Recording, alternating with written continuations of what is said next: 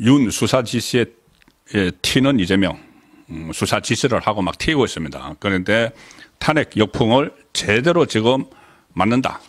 맞고 있습니다. 그리고 앞으로 더 많이 맞을 겁니다. 말씀드린 대로 오늘 제가 그 오전 오후 두 번에 걸쳐서 소개해드린 바로 소위 말하는 체포영장, 윤석열 대통령 체포영장 그리고 수색영장. 오늘이 이 마지막 시효날이죠. 시효날인데 공수처가 어젯밤에 경찰청 국가수사본부에 팩스, 공문 팩스 하나 달랑 보내서 체포 집행을 이첩한다. 우리 공수처는 힘이 딸려서 못하겠어. 욕심을 부려서 다 가져가 놓고는 도저히 힘이 딸려서 못하겠어. 경찰이 좀 해줘. 팩스로 보냈죠. 달랑 팩스 한 장 가지고 현직 대통령을 체포하는 문제를 팩스 달랑 한 장 가지고 자기들끼리 소통을 한 겁니다. 경찰은 난감해졌다기보다는 경찰도 욕심이 생겼죠. 그래? 그럼 우리가 이제 병력이 많으니까 우리가 할 수는 있지만은 우리가 그러면 하려면은 그냥 우리가 공수처의 손발 역할만 할 수는 없는 거 아니야? 아예 사건 자체를 우리에게 다 넘겨줘 다시. 그 요구를 하니까 이게 또 협상이 안 된 모양입니다. 그러니까 경찰은 그러면 우리가 안 해.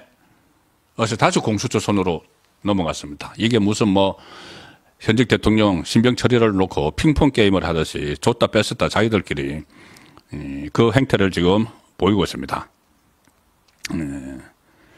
자, 이 상황에서 사실 이 공수처가 어떻게 보면 공수처 무용론까지 워낙 그 수사 실적이 없어서 무용론까지 넣으니까는 일종의 존재감, 공명심을 위해서 윤석열 대통령에 대한 수사권을 가지고 갔죠. 공수처법에 의해서 경찰이나 검찰이 수사를 하고 있는 고위공직자에 대한 수사를 공수처에서 이첩을 해달라고 그러면 이첩을 해주도록 되어 있습니다.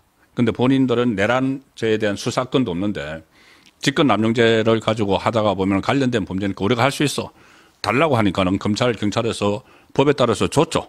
줬는데 공수처가 존재감을 부각시키기 위해서 또 공수처장 오동훈의 이념적 성향에 의해서 가져가긴 가져갔는데 감당이 안 되는 거죠. 금요일 날 한번 용산에 한남동 가서 시도를 했다가 그대로 5시간 반 동안 있다가 철수를 했죠. 실제로 그때 공수처에서 이것을 가져갔을 때도 상당히 말이 많았습니다.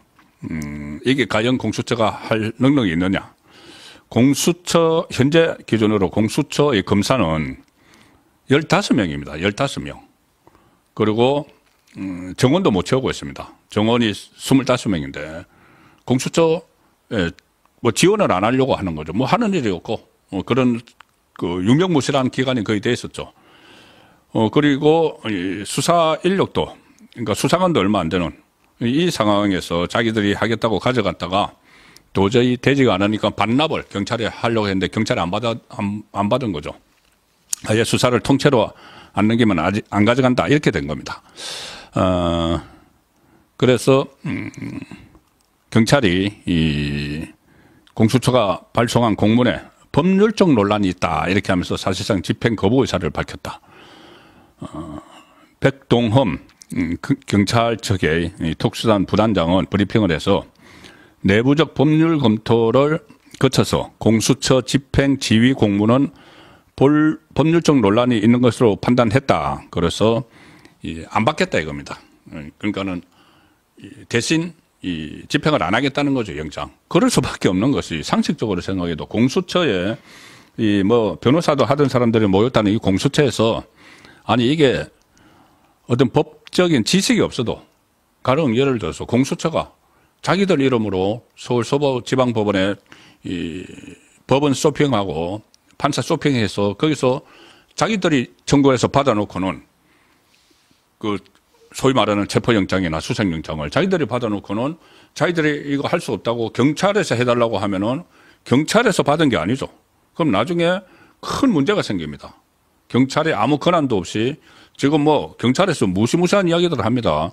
무슨 경찰 특공대를 투입을 하겠다. 용산에.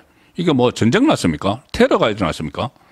그렇게 하면서 경찰은 우리가 한번 또 해보겠다고 그 검경수사권 조정할 때 이 좌파 정부에서 이 많은 혜택을 받았기 때문에 그렇게 하는데, 그렇게 만약에 했는데 가서 뭐 수색도 하고 영장 집행하려고 했는데, 이 영장이 공수처에서 신청해서 받은 건데, 청구해서 받은 건데, 경찰이 그걸 가지고 가서 들이밀면은 그게 법률적으로 분명히 문제가 생기죠. 경찰이 이제 그렇게 되면 안 받겠다는 건데, 이 공수처 사람들은 법률가들이 이렇게 경찰로 넘겨준 겁니다. 그래서 안 받겠다고 하니까 다시 가져갔죠. 가져가서 이 공수처가 지금 오락가락하면서 핑퐁까지 하면서 경찰한테 퇴짜 맞고 이 영장 집행을 자기들도 또 다시 하기로 했는데, 이게 오늘 자정으로 시효가 끝나니까는 또 다시 신청을 하겠다고 이렇게 하고 있는 상황입니다. 공수처가 오늘 오후에 이렇게 공개를 했습니다. 본건과 같이 중대한 사건의 수사에 작은 논란의 소지도 남기지 아니하여야 한다는 점에 대해 경찰과 의견을 같이 한다. 철회. 아니, 이것도 모르고 그러면은 이런 논란이 일어날 것을 모르고 정말 이 자질이나 능력이나 다 여신되는 상황이죠. 여기서 또 본인들에게 수사권도 없는 내란죄 가지고 현직 대통령을 뭐 수색하고 체포한다고 그렇게 하고 있는 겁니다. 자, 이 상황에서 또 하나 큰 문제가 되는 것이 민주당, 이재명과 민주당이 검찰을 비롯해서 검찰, 경찰, 이 공수처에서 수사기관끼리 막 혼선을 빚고 있는데, 민주당이 마치 그것을 수사를 지시하는 것처럼 일개 정당이 현직 대통령에 대한 수사기관을 막 주물러서 지시를 하는 것 같은 모습을 보이고 있습니다. 마치 정권을 잡은 듯이 행동을 하는 건데, 지금 사실상 조금 전에 이 공수처가 경찰에 그것을 이첩을 하려고 했다고 말씀드렸죠. 집행권을.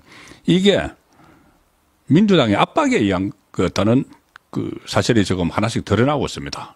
민주당이 공수처 너희들은 지금 실력도 없잖아. 사람도 부족하잖아. 빨리 이거 정강석가처럼 윤석열 대통령을 신병을 확보할 수 있는 경찰로 넘겨. 이렇게 좀 압박했다는 말들이 계속 나오고 있습니다. 실제로 그런 것들이 있었죠. 어제 하루 종일 민주당이 이렇게 이야기했습니다. 공수처는 윤석열 체포에, 이 사람들은 지금 윤석열 대통령 이름도 안 붙입니다. 앞에다가 내란 수계, 이 프레임을 무조건 붙이죠. 법적 용어도 아닌 내란 수계. 아직 혐의 단계인 이재명부터 계속 그렇게 이야기합니다. 이렇게 이야기합니다. 민주당이 공수처는 윤석열 체포에 조직의 명운을 걸어야 한다. 자신 없으면은 경찰에 재이첩하라. 경찰에 넘겨라. 이 수사 지휘권을 정당이 이렇게 해라 저렇게 해라 지시를 하고 있는 거죠. 현직 대통령에 대한 수사를. 그리고 윤 대통령 체포에 압도적인 경찰력을 동원해야 한다. 체포 작전 경험이 풍부한 경찰에 현장 집행을 사실상 맡기는 방법도 적극 고려하라. 사실상 공수처에서 손 떼라. 손 떼라. 정당이 지시를 하고 있는 겁니다. 어제 민주당 회의에서 그런 말이 나왔습니다. 어제 금요일 날 공수처가 윤석열 대통령에 대한 체포영장 집행에 나섰다가 현장 안전을 이유로 중지를 했죠. 이 물리적 충돌이 일어날 수 있다. 5시간 반 만에 철수했는데, 그걸 두고 민주당에서는 공수처에 대해서 원래 이제 자기 편이라고 했다가 제대로 자기들 원하는 대로 일을 못하니까는 그거는 의지박약이다. 의지박약이다. 공수처가 의지박약이라서 그거 못한 거야. 마음만 먹으면 할 수 있어. 아니면 못하면 경찰에 넘기든지. 이걸 지금 정당 회의 시간에 이야기를 하고 있습니다. 모두 민주당이 원하는 방식과 속도대로 수사를 하라는 지시자. 이것은 조선일보의 칼럼 내용입니다. 사설 내용입니다. 이런 것들이 민주당이 원하는 방식과 속도대로 수사를 하라는 지시이고, 이를 따르지 못하면 수사 권한을 박탈하겠다는 압박이다.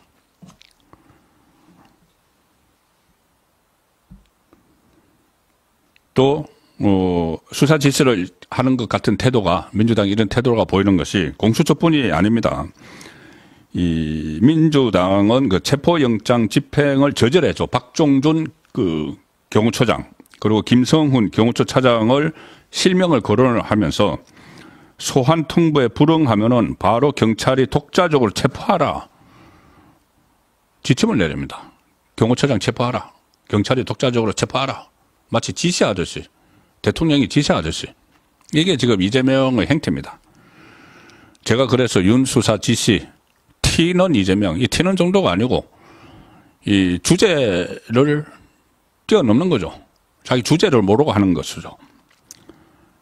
그리고 비상계엄 후에 김용현 전 국방부 장관을 기소한 검찰에 대해서는 검찰이 이제 못 믿겠다 이거죠. 내란 수사에서 손 떼라 이런 이야기까지 하고 그 손 떼고 다 공수처로 잊혀봐라 이렇게 해놓고는 이제 공수처 못 믿겠다. 경찰로 잊혀봐라. 이게 지금 민주당의 행태입니다. 자 이렇게 하면은 국민 시선이라는 게 있죠. 국민은 다 보고 있습니다. 그래서 이재명에 대한 지지율은 30% 박스에 갇혀 있고 비호감도가 호감도를 뛰어넘죠. 그러면 대통령 되기 어렵습니다. 호감도라는 건 잘 안 바뀌죠. 비호감도. 지지율이라는 것은 그때 하는 그 정치적 행동에 따라서 언행에 따라서 지지율은 좀 바뀔 수가 계속 바뀌지만은 호감도 생각해 보시면은 내가 어떤 사람에 대해서 호감이 없는데 그 사람이 어떻게 보면은 그 호감이 없는 사람은 뭐를 해도 밉습니다. 밉죠.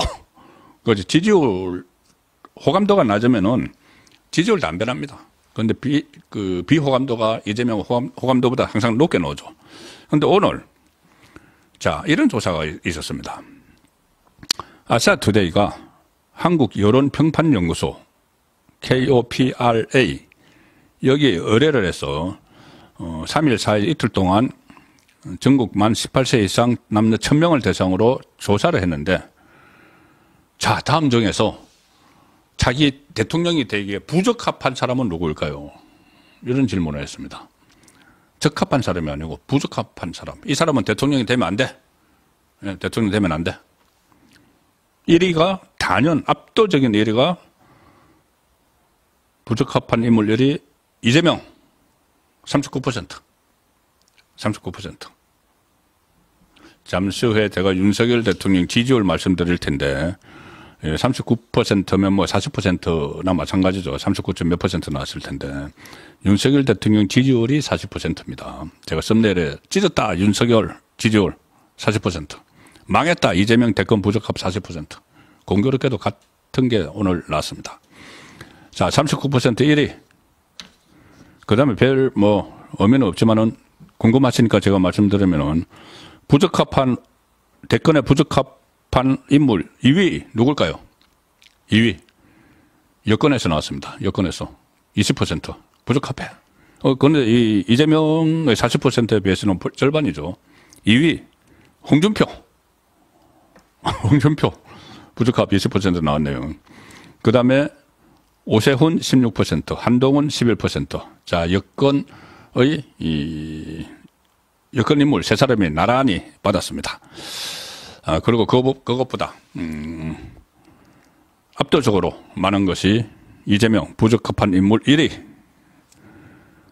지역별로 보면은, 이재명에 대한 대권주자 부적합도 지역별 여론은 수도권이 가장 높습니다. 다 높네요. 다 40% 되고, 강주, 전라, 그러니까 호남만 이재명이 부적합해. 이거 17%. 나머지 수도권, 대구, 경북, 부산, 울산, 경남, 강원제도 전부 다 40% 됩니다. 이념 성향별로 보면 이재명 부적합해. 보수층에서 64%, 진보층에도 13%. 놀라운 것은 중도층입니다. 중도층에서 37%가 이재명 대통령으로 부적합해. 여기서 지지 안 한다는 거가 또 다른 의미가 있죠. 대통령 되면 안 됩니다. 대통령 되면 안 돼. 그게 중도층에서 37%. 제가 계속 말씀드렸죠. 이재명이 30%대 지지율에 갇혀 있는데 박스권에 갇혀 있는데 그만큼 30%대가 지지 후보 없다. 이것은 중도층이죠. 일단 중도층으로 봐야 되죠. 그 중도층이 부족 합도도 37%가 나온 겁니다. 그런데 이재명이 20만 넣으면은 부족 합도가 얼마나 올라가겠습니까? 1심에서 지금 이렇게 됐는데. 물론 3심까지 넣으면은 대선에 출마를 못하니까는 여론조사 자체가 의미가 없는 상황이 됩니다.